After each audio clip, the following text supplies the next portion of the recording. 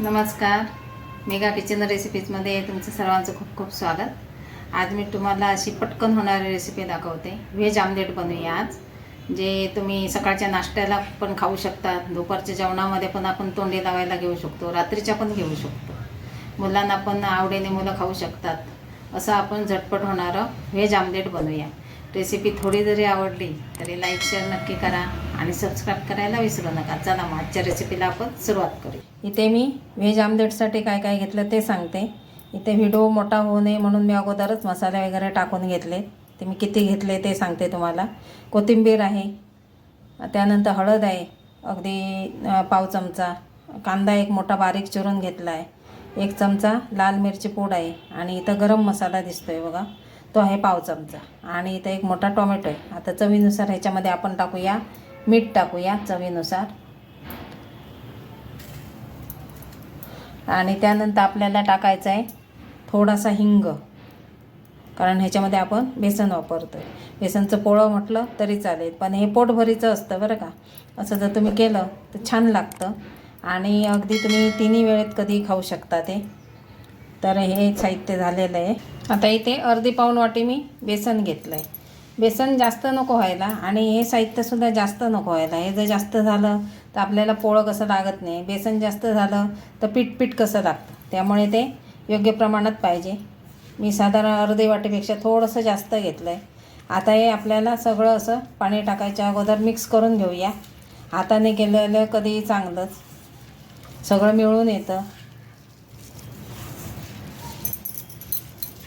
हे असं मिक्स करून झालं. आता आपल्याला थोडंसं पाणी टाकून याला जमेल तेवढं एकत्र करायचं आहे असं, म्हणजे जे मसाले आहेत आणि जे आपण आता आमलेट टाकणार आहोत ते असं मस्त छान येतं मिळून अगदी. तर असं हे जमेल तेवढं तुम्ही असं बारीक करा हाताने. मॅशरने केलं तरी चालतं, पण मी हातानेच करते. तसं हे मिक्स करायचं आहे सगळं. हे असं हाताने केल्यामुळे काय होतं, टोमॅटो कांदा ते मऊ होतात असे हाताने केलं का, आणि एकत्र अगदी मिळून येतात आणि त्याचं आमलेट आहे ते खूप छान बनतं. तर ह्याच्यात आता आपण पाणी टाकणार. आता सगळं हाताला लागलेलं आहे ते आपण थोडं थोडं पाणी टाकून काढून घेणार असं हाताचं. ह्याला मिक्स करूया. हे असं सरसरीत भिजवून ठेवलं पाहिजे, 5-10 मिनटं बाजूला ठेवलं पाहिजे भिजवून.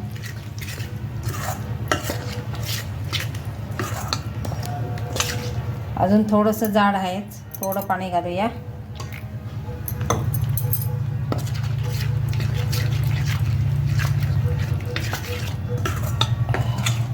हे बघा असं आपल्याला सरसरीत पाहिजे. आता याला मी 10 मिनटासाठी ठेवून देते बाजूला. चव घेऊन बघा, तिखट मीठ. ह्याच्यामध्ये आता मी टाकते 2 चिमूटच आहे बघा सोडा. आपले जे आमलेट आहे ते हलके होण्यासाठी 2 चिमूट सोडा टाकला आहे. त्याला मिक्स करून घेते.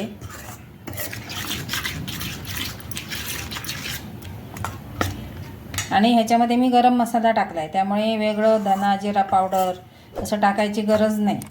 तुम्ही कोथिंबीर पाहिजे तेवढे टाकू शकता. पाहिजे तेवढे म्हणजे बेताचीच टाकावी लागते, जास्त झाली तर मग ते आमलेट कसं लागत नाही. इथं पॅन ठेवला आहे मी, त्याच्यामध्ये आपण तेल टाकून घेऊया. ह्याला का तेल जास्त लागत नाही. तेल तापलं आहे त्याच्यावर आपण हे टाकून घेऊया. जास्त पातळ नको, खूप जाड नको, असं पसरवून घ्यायचं. पाहिजे तर वरती झाकण ठेवू शकता थोड्या वेळासाठी. मस्त असं आमलेट तयार होतं.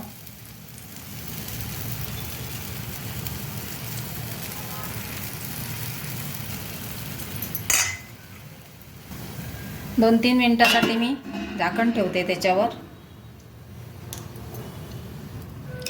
बघूया बघा मस्त असं फुगलं आहे बघा, छान अगदी. वरून आपण थोडंसं तेल टाकूया. आता आपण पलटायचं आहे आपल्याला.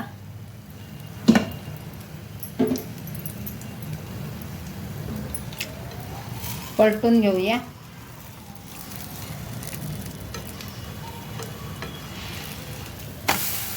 बघा मस्त झालं आहे आपलं. टॉमॅटो आमलेट, व्हेज आमलेट काही म्हणू शकता. असे 2-2 खाल्ले तरी मस्त ब्रेकफास्ट होऊन जातो आणि पोटभरीचा होतो. रेसिपी आवडली तर लाईक शेअर नक्की करा. आता मी जे बॅटर बनवलं आहे बघा, थोडीशी 2-4 चमचे कोथिंबीर आहे, 1 मोठा कांदा आणि 1 मोठा टोमॅटो आणि साधारण अर्धी पाऊण वाटी बेसन पीठ टाकलं आहे. त्याच्यात 4 होणार, 4 अगदी मस्त अशी छान अगदी 4 होणार आहेत. आता ह्या बाजूने झालं का आपण ते काढून घेऊया. हे आता मी काढून घेते. झालं आहे आपलं मस्त अगदी. दुसरं टाकूया. हे बघूया बघा, मस्त अशी जाळी पण पडली, कशी सुंदर अगदी. असं आपलं आहे झटपट व्हेज आमलेट तयार झालं आहे. याला तुम्ही टॉमॅटो आमलेट पण म्हणू शकता. पटकन होणारी रेसिपी आहे. लाईक शेअर नक्की करा. धन्यवाद.